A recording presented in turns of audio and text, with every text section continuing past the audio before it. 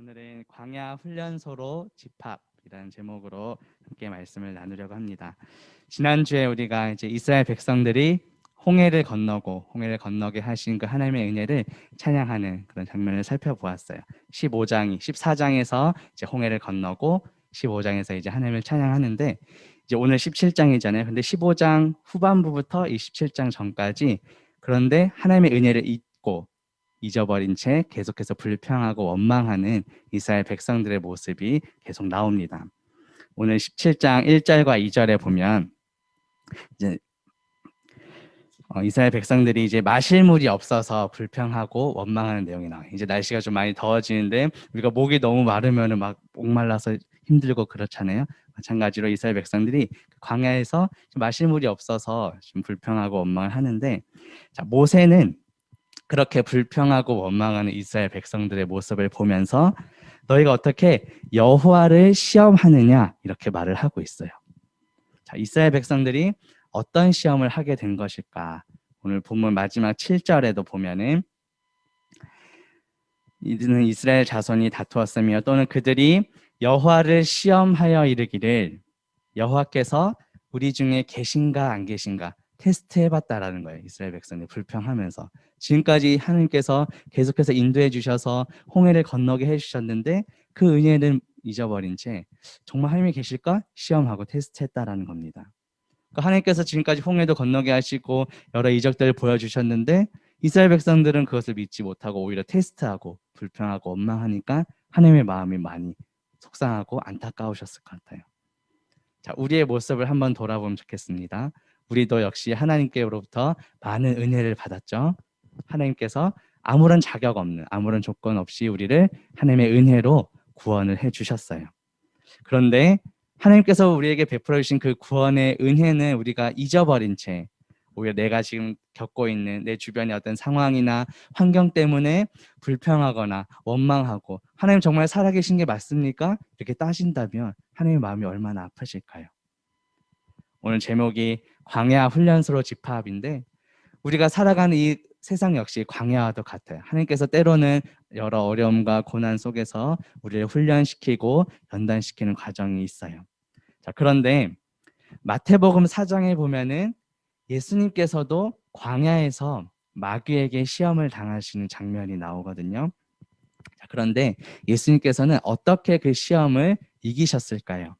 마태복음 4장 7절에 보면 기록된 말씀으로 물리치시는 모습이 나옵니다. 예수께서 이르시되 또 기록되었을 때 주 너희 하나님을 뭐 하지 말라고 하죠? 시험하지 말라고 말해요. 아까 이스라엘 백성들은 하나님이 우리 중에 계신가 안 계신가 테스트했어요. 시험했어요. 근데 예수님께서는 분명히 시험하지 말라고, 하나님을 시험하지 말라고 말씀하시면서 그 말씀으로 마귀의 시험을 물리치셨어요. 자, 그런데 예수님께서 이렇게 지금 인용하고 계신 기록된 말씀은 어디일까요?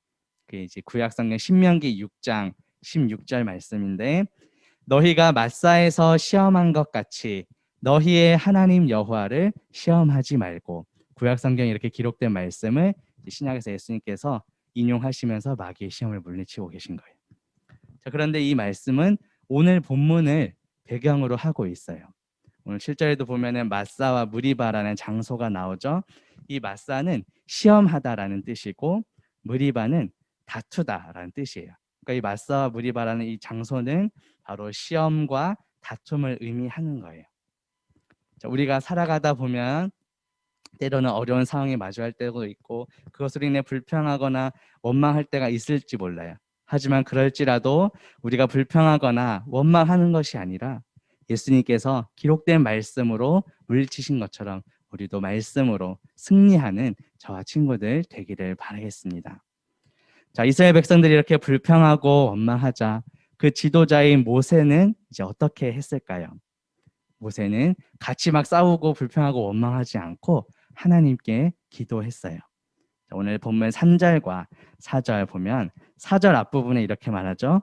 모세가 여호와께 부르짖어 이르되 기도했다라는 거예요. 이스라엘 백성들이 하나님이 우리 중에 계십니까 안 계십니까 테스트하고 불평하고 원망하는 그 상황에서 같이 막 이렇게 싸운 것이 아니라 오히려 하나님께 기도했어요.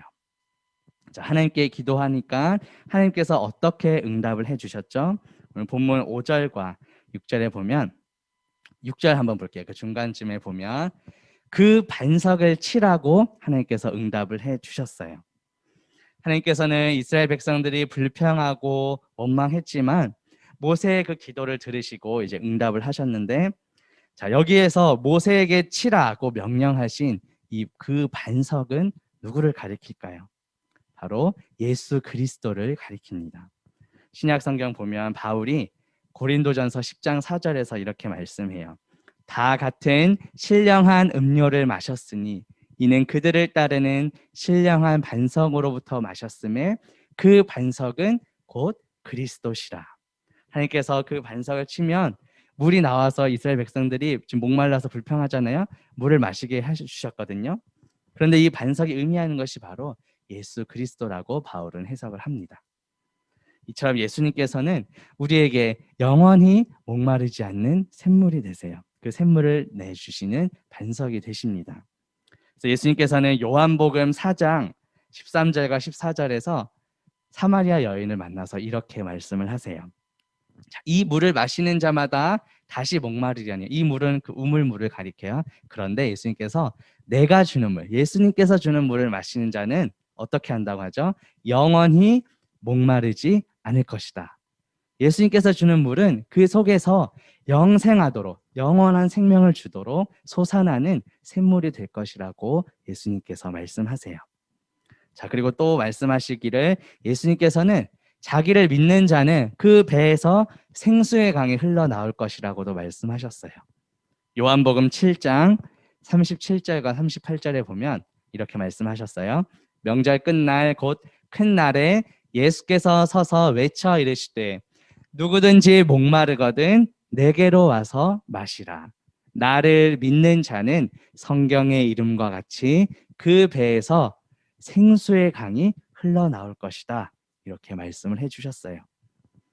하나님께서는 불평하고 원망하고 하나님의 우중에 계신가 시험하고 테스트했던 그 이스라엘 백성들에게 오히려 반석에서 물을 내어서 마시게 해주시는 그런 은혜를 베풀어 주셨어요. 그리고 반석 되시는 예수 그리스도를 믿는 모든 자들에게 영원히 목마르지 않는 샘물을 주십니다. 자, 우리는 이미 하나님의 은혜로 구원받은 자들이에요. 우리 안에 예수님을 믿는 자들에게는 예수 그리스도의 영, 성령님께서 우리 안에 거하십니다. 반석 되시는 예수님께서 우리 안에 거하시는 거예요. 자, 그렇다면 이제 우리는 어떻게 살아가야 할까요? 우리 안에 반석 되시는 예수님께서 거하신다면 우리는 이제 어떻게 살아가야 할까? 그 반석 되시는 예수님으로부터 얻은 생명수가 우리한테 가득 차고 그것이 흘러 넘쳐서 우리 주변에 믿지 않는 친구들에게 또 믿지 않는 가족들, 이웃에게 전할 수 있는, 흘려보낼 수 있는 삶을 우리가 살 수 있어야 돼요. 생수의 강이 흘러 넘칠 것이라고 말씀하셨잖아요. 나를 믿는 자는 그 배에서 생수의 강이 영원토록 솟아나고 흘러 넘칠 것이다 말씀하셨기 때문에 우리의 삶 속에서 그렇게 흘려보낼 수 있는 삶을 살아가야 합니다. 자, 그렇다면 우리의 삶을 통해 우리 안에 계신 그 예수님의 생명수를 이제 흘려보내려면 어떻게 해야 할까요? 자, 먼저는 우리의 마음을 완악하게 하지 말아야 돼요. 자, 시편 95편 8절과 9절에 보면 너희는 무리바에서와 같이 또 광야의 마사에서 지냈던 날과 같이 뭐 하지 말라고 하죠? 너희 마음을 완악하게 하지 말라. 자, 이 완악하다라는 것은 아주 딱딱하게 굳은, 영어로 hard라고 표현을 하는데 아주 성질이 고집스럽고 교만하고 사나운 그런 모습을 표현해요. 우리의 모습이 그렇게 완악하다면 우리 안에 계신 그 예수 그리스도의 생명수가 우리를 통해서 흘러갈 수가 없는 거예요. 그래서 우리의 마음이 완악하지 않도록 하라고 말씀합니다. 또 우리는 어떻게 해야 할까요? 우리는 모세가 하나님께 기도한 것처럼 우리도 하나님께 기도해야 돼요. 만약에 모세가 이스라엘 백성들이 그렇게 불평하고 원망했는데 자기도 똑같이 막 맞서 싸우고 불평하고 원망했다면 어땠을까요? 하나님께서 역사하시고 하나님께서 영광을 나타내기가 어려웠을 거예요. 그런데 하나님께 부르짖어 기도할 때 하나님께서는 그 모세의 기도를 들으시고 응답해 주셨어요. 그리고 하나님의 말씀대로 그 반석을 치라고 명령했는데 그 말씀대로 순종했을 때 하나님의 역사가 나타난 것을 보게 됩니다. 그래서 성경에 보면은 이 기도에 대한 여러 권면의 말씀들이 있는데 특별히 오늘 한 3가지 정도만 우리 친구들에게 소개를 해주려고 합니다. 첫 번째는 바울이 빌립보서 4장 6절에서 이렇게 말씀했어요. 아무것도 염려하지 말고 다만 모든 일에 무엇으로요? 기도와 간구로 너희 구할 것을 감사함으로 하나님께 아뢰라. 기도하라고 말씀하는 겁니다. 또 두 번째는 우리 야고보서 1장 5절에서 이렇게 말씀합니다. 너희 중에 누구든지 지혜가 부족하거든 모든 사람에게 후히 주시고 넉넉하게 주시고 꾸짖지 아니하시는 혼내지 않으시는 하나님께 어떻게 하라죠? 구하라. 그것도 기도하라는 말씀이시죠. 그리하면 주시겠다고 약속하십니다. 자, 마지막 3번째 우리 베드로전서 5장 7절에도 이렇게 말씀해요. 너희 염려를 다 주께 어떻게 하라고요? 맡기라. 이것도 역시 기도하라는 내용이에요. 그가 하나님께서 우리를 돌보신다고 말씀하십니다. 어려운 일들이 닥칠 때 불평하고 원망하고 두려워하거나 염려하는 것이 아니라 기도로 하나님께 맡기고 또 지혜를 구하는 저와 친구들 되기를 바라겠습니다. 자, 이제 말씀을 맺으려고 해요. 오늘 설교의 제목이 광야 훈련소로 집합이었는데, 자, 이스라엘 백성들이 이제 출애굽을 한 이후에 그 약속의 땅 가나안으로 들어가기 전까지 이 광야에서 40년간 많은 훈련을 받았어요. 자, 그런데 마실 물도 없고 또 먹을 것도 없자 계속해서 불평하고 원망해요. 그리고 오히려 하나님이 계신가 안 계신가 시험하기도 했어요. 자, 그런데 나중에 살펴보겠지만 이렇게 하나님의 말씀에 순종하지 않은 이스라엘 백성들은 결국 광야에서 다 죽게 돼요. 그 약속의 땅 가나안에 들어가지 못했어요. 하나님께서 주신 그 훈련의 과정들을 통과하지 못했다는 거예요. 그래서 민수기 14장 22절과 23절에 보면 내 영광과 애굽과 광야에서 행한 내 이적을 보고서도 이같이 10번이나 나를 시험하고 내 목소리를 순종하지 아니한 하나님의 말씀에 순종하지 않은 그 사람들은 내가 그들의 조상들에게 맹세한 땅, 예전에 창세기 때 우리 들었죠? 아브라함과 이삭과 야곱에 약속하신 그 땅을 어떻게 한다고 하죠? 결단코 보지 못할 것이다.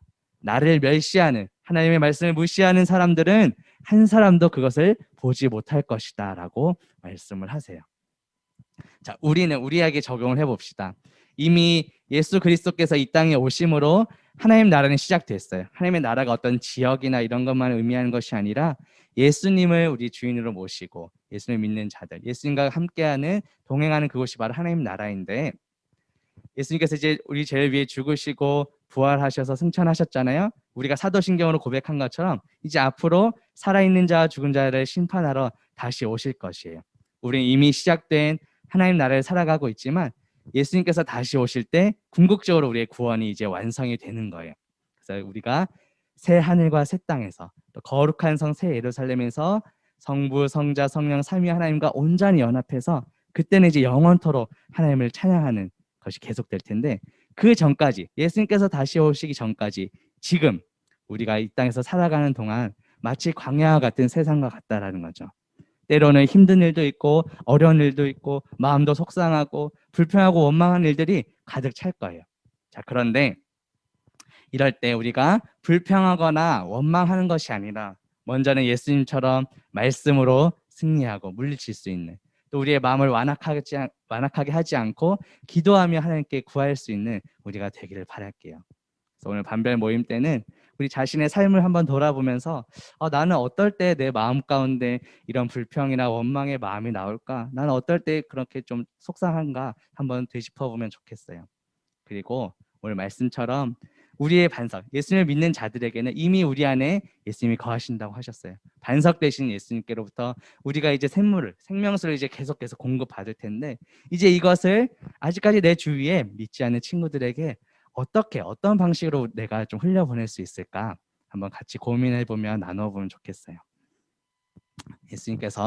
우리 안에 계신 예수님께서 생명수를 공급해 주실 그것을 우리 삶 속에서 흘려보낼 수 있는 그런 저와 우리 모든 친구들 되기를 주님의 이름으로 바라겠습니다.